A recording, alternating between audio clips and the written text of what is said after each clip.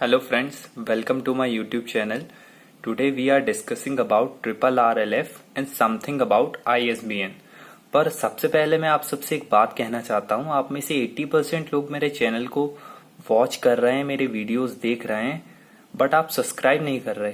Subscribe कर दो यार, इसमें आपका पैसा थोड़ी लग रहा है। और वैसे भी किसी महापुरुष ने कहा है कि शेयरिंग इज केयरिंग, तो करो। और आप देखो, आपको अच्छा लगे तो 3 लोगों को और शेयर करो और उन 3 से बोलो कि वो आगे 3 को शेयर करें। तो बिना टाइम वेस्ट करे स्टार्ट करते हैं हमारे टॉपिक को। तो हमारा टॉपिक है ट्रिपल RLF, जिसका फुल फॉर्म होता है राजा राम मोहन रॉय लाइब्रेरी फाउंडेशन। ठीक है, ये रिलेटेड होता है पब्लिक लाइब्रेरी से। ये comes under cultural ministry of government of India, department of culture भी कहा जा सकता है। अब आप यहाँ देख रहे होंगे, मैंने आगे लिखा है 200 बर्थडे। तो राजा राम मोहन रॉय के 200वें जन्मदिन पे इसकी स्थापना हुई थी। ये फाउंडेशन जो होता है इसका सुप्रीम पॉलिसी मेकिंग बॉडी होता है, ठीक है, जिसमें 22 मेंबर्स होते हैं। स्टैब्लिश हुआ था ये 22 मई 1972 Kolkata West Bengal. First director general या डीजी बीपी बरुआ, ठीक है। Present director general DG Ajay Pratap Singh 8 जून 2020 को बने थे। प्रेजेंट चेयरमैन या अध्यक्ष कंचन गुप्ता 25 जुलाई 2019। इसको आप याद रख सकते हैं। सोनम गुप्ता बेवफा है। मैंने तो इसे स्टोरी टेलिंग से याद किया है कि मैं ISBN नंबर, मैंने कोई बुक लिखी, मैं उसका ISBN नंबर लेने गया, कंचन गुप्ता ने बेवफाई कर दी, उसने मुझे नहीं दिया, तो ऐसे मुझे याद हो गया। आप भी ऐसे कर सकते हैं। और ये जो बात ध्यान रखने की है कि प्रेजेंट डायरेक्टर जनरल या डीजी जो होता है ट्रिपल RLF का, वही डीजी होता है नेशनल लाइब्रेरी ऑफ इंडिया, ठीक है। नेशनल रेफरेंस लाइब्रेरी भी बोलते हैं और नेशनल लाइब्रेरी ऑफ इंडिया भी इसे ही बोलते हैं। और आपको पता होगा डिलीवरी ऑफ बुक एक्ट में एक कॉपी इधर भी जाती है, डिलीवरी ऑफ बुक एक्ट 1954 के कंसिडरेशन के थ्रू, है ना। और सेंट्रल ऑफिस जो है इसका, main office Calcutta salt lake में है, ठीक है। और रीजनल ऑफिस जो है इसके 4 हैं, न्यू दिल्ली, मुंबई, चेन्नई, असम। ये रीजनल ऑफिस को जोनल ऑफिस भी कहते हैं। कभी क्वेश्चन आएगा कि कितने ऑफिस होते हैं, तो कभी ऑप्शन में 5 कंसीडर किया जाता है, इसको भी गिना जाता है 1 2 3 4 5, क्योंकि ये भी एक जोन में है, वेस्ट जोन में।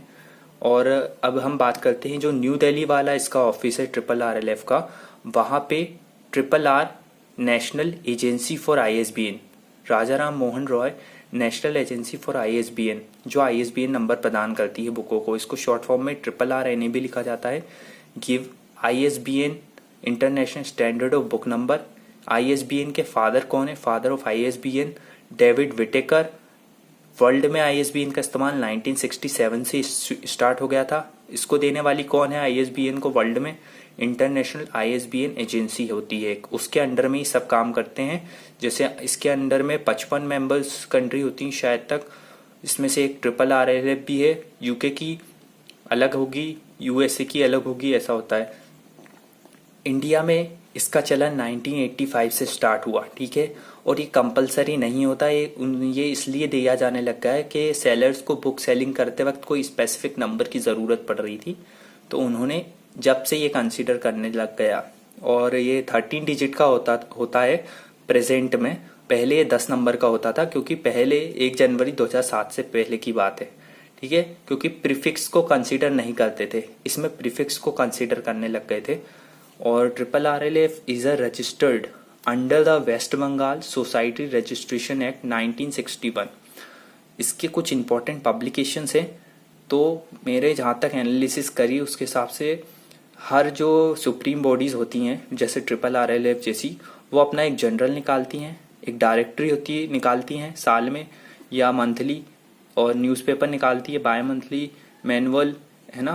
तो इसका पहला मोस्ट इम्पोर्टेंट क्वेश्चन है कि इसका ग्रंथाना किसका है? तो ग्रंथाना ट्रिपल RLF के द्वारा पब्लिश किया जाता है। Indian journal of library study biannual आता है।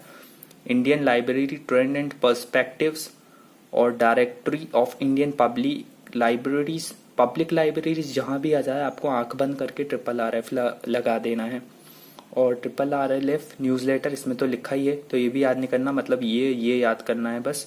और book for the millions eight their door step, ये भी इंफॉर्मेशनल मैनुअल है इनका, और ये एक टैगोर वेब बिब्लियोग्राफी है। ये सिर्फ ऑनलाइन RRRLF की वेबसाइट पे मिलता है, इसका कोई पब्लिकेशन नहीं होता। ठीक है, थैंक्स फॉर वॉचिंग। आपको समझ में आए तो आप आगे शेयर करें। धन्यवाद।